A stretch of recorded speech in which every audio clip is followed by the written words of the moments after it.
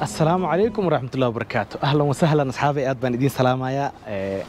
وشانل كمستمرة شانل كداوانيسين أما فيسبوك بيج كمستمرة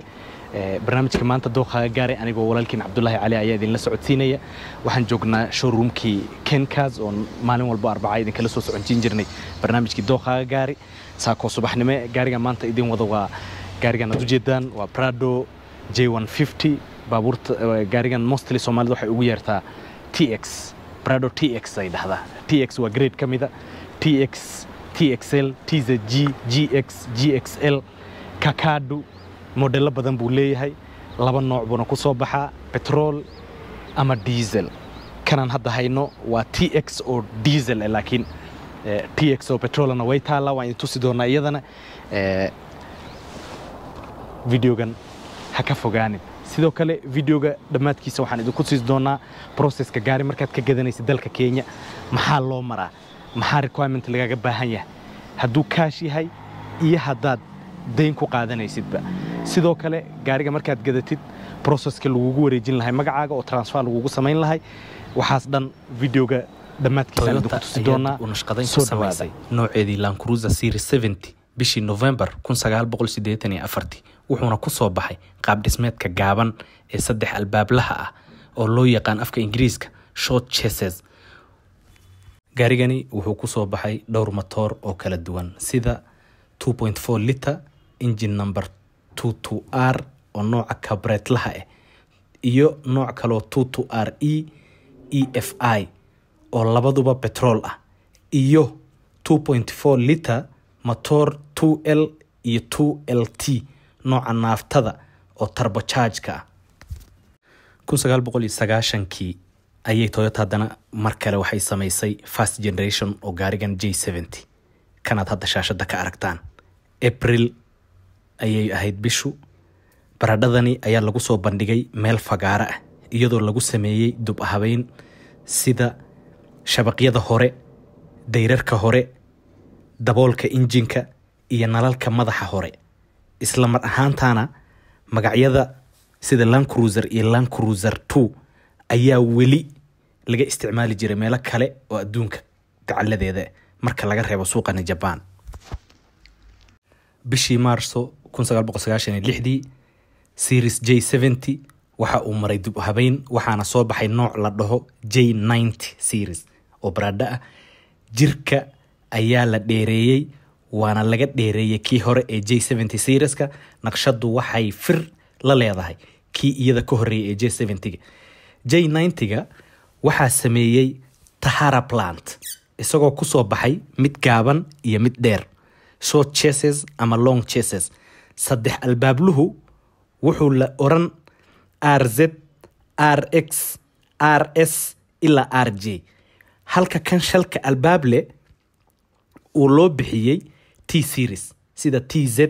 TX TS ila TJ halkaas ayayna magacyada TX iyo T something kan ay ka imaadeen dhammaan noocyadani waxay ku soo baxeen waji soo jiidasho leh aad ayayna sanadan Japan u gaday gaarigan maadaama aad loo xiiseeyay noocani wuxuu ku soo baxay laba motor oo midna diesel yahay midna uu petrol yahay midka petrolka wuxuu ahay 2.7 liter 3RZ FE iyo 3.4 liter V6 5VZ FE halka kan dieselka ama naaftada uu ka ahay 2.8 liter 3L engine iyo 3 liter 5L engine iyo mid kale oo 3 liter ah oo 1KZ TE ilaa June 1999 isbeddello yaryar ayaa la sameeyay si loo ilaaliyo sharcigii waqtigaas ee soo saarista gaarigan waxa laga bedelay sida nalalka ceeryaamada kale sidoo kale waxa loo sameeyay bambar cusub ka bacdi bishii Luulyo 2000 Toyota waxay soo bandhigtay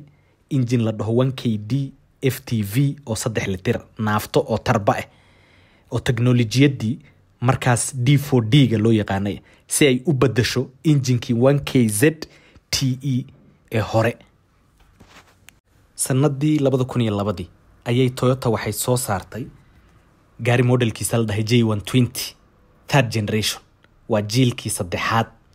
ee gaarigeenii noo soo socday waana noocan aad hadda shaashada ka aragtaan matooradii ay ku soo baxeen waxaa ka mid ahay 2.7 liter oo engine numberkiisuna yahay 43RZ FE iyo 3 litir iyo bar V65V ZFE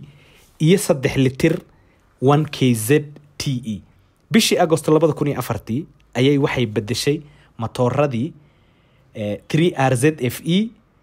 waxaa lagu bedelay 2.7 liter 2TR FE mid la dhah 5VZ FE waxaa lagu bedelay 4 liter V6 1GR FE engine oo leh 5 gear waqooyiga America gaarigan waxaa looga yaqaanaa Lexus GX470 oo leh motor 4.7 liter V8 2YZ FE engine suuqa Japan baradhadan waxaa la isticmaalaa 6 heerar ama 6 grade RX RZ TX Limited iyo TZ ama TZGS waxaana high grade ka wadanka Japan TZ dawdeel waxaad ogaataan wadamadani Afrika model iyaga gooni loogu hagaajiye malaha baabuurtii loogu talagalay marketka Japan ayaa iyagoo dib loo isticmaalay Afrika la keenaa baabuurtan mostly aan hadda anagu ku isticmaalo gobolkani Afrika ama gobolkani East Africa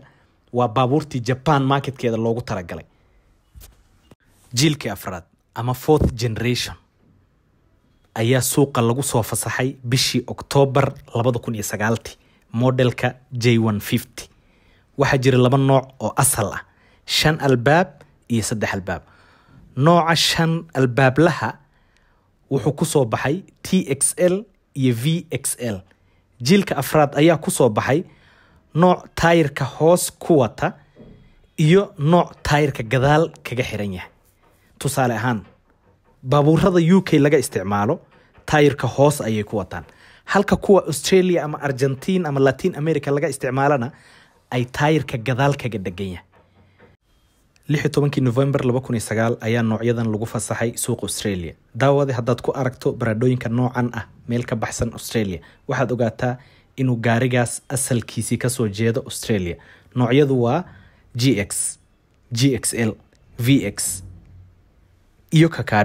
Kakadu iyo GXL-ka ayaa the highest grade waa nooca ugu fiican oo xitaa wuxuu leeyahay eyesight vision oo brake isqabanaya isaga iyo gadaal camera dambe yani noocan waa nooca ugu khatarsan oo baradhada nooca Kakaduga la dhaho laga bilaabo December 2020 dhammaan noocyada baradho waxaa laga dhigay automatic oo kaliya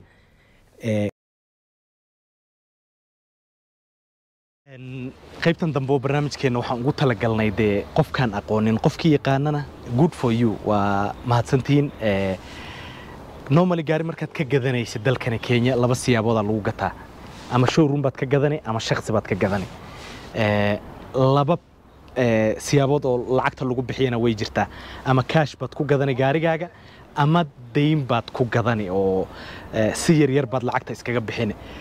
haddaad cash ku gadanaysid oo kaba soo qaad example aad showroom gaari ka gadanaysid cashkaagaad la imaanay lacagtaad baxsani gaarigaagaad qaadani wixii transfer iyo lagu samaynayo gaariga magaca lahaanshiisa lagu qorayaa lagu samayn haddaad tartiib ku bixinaysidna normally waxay sameeyaan nimankan u badan Asianka haddaad gaari deyn kaga gadanaysid waa inaad lacag ka badan 80% gaariga valuegiisa ama lacag 70% ama 60% waa inaad bixin kartid hadduu gaariga 1 milyan yahay waa inaad at least 600,000 ama 700,000 bixisid den inta kale ay tartiib ama 8 bilood ama hal sano kolba waxaad ku heshiisaan aad ku bixisid